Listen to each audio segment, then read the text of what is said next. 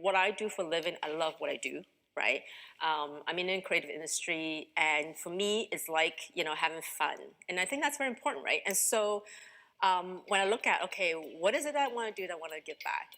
Ivy Wong turned her passion for literacy into what she calls a feel good project. She decided to launch a writing contest for students back in 2012.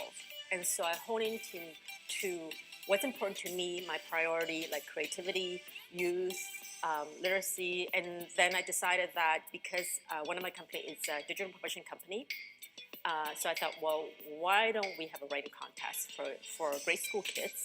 And the winning story, I published it into a real book, right? And then have the net proceeds of the book, donated to a charity. It was the first step in forming her own charity called Ripple Foundation. What started as a writing contest for students has turned into multiple creative writing programs for young people across Canada, including Eliza Habonimana. The 12-year-old student just took part in her first literacy program with Ripple Foundation, a creative writing course called Write It. I just really enjoyed participating in the workshops. It was super fun and cool. And what I really got from those workshops was probably how I got to learn new things on how to actually write a good story and how to really understand one. Because you may write a story and it may make sense to you, but not to others. So you must change something sometimes so others can understand it. Elisa's favorite genres are sci-fi and fantasy. She says taking part in the workshops helped her connect with other students. I feel like it would be so good to meet people who loved books as much as I did, and also to learn new tips and things on like really how to write a good story and how to really understand one. So I thought it'd be really fun to participate and learn all those things. So, how can we continue this story? That maybe the humans, we could say that the people that want to come are humans, want to kind of own the island. Eliza is one of hundreds of students who participated in Ripple's free programming this year. In fact, the Ottawa student was able to take part because the workshops, which are normally offered through schools and public libraries, went virtual when the pandemic hit.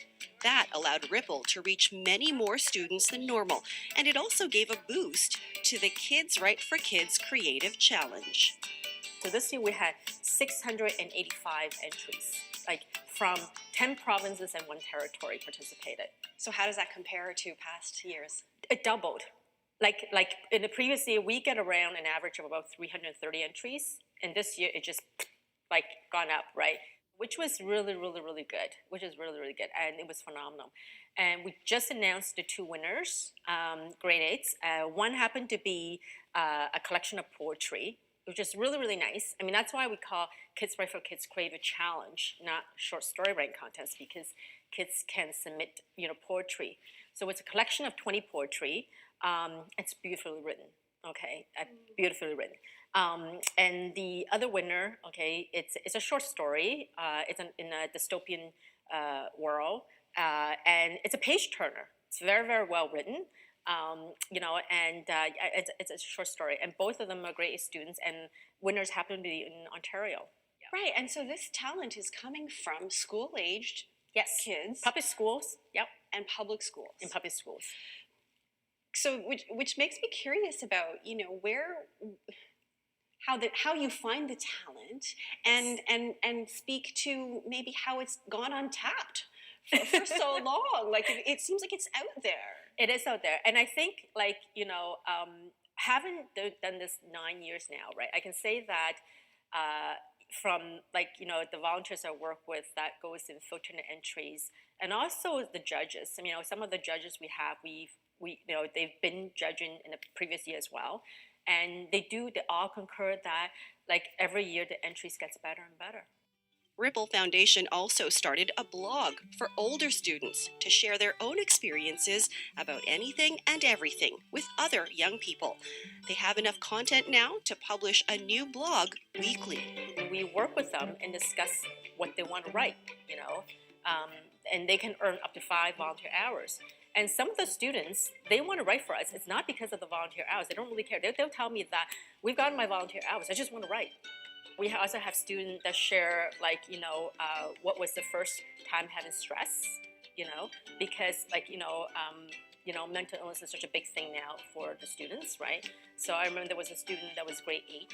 She wrote about, like, what stress felt like for her, and why she encountered it and how she dealt with it. And this is from a grade 8 year, so that's pretty amazing. For many students, like Eliza, taking part in the workshops has helped build enough confidence to start writing books of their own. I really liked when we had to share our ideas so we could structure the plot and write. And from the subject, we could write a small story. I really like sharing my ideas because I feel like I was really being included in the project, in the activities, and always being encouraged to do that was really fun. And the teachers were always so kind and patient.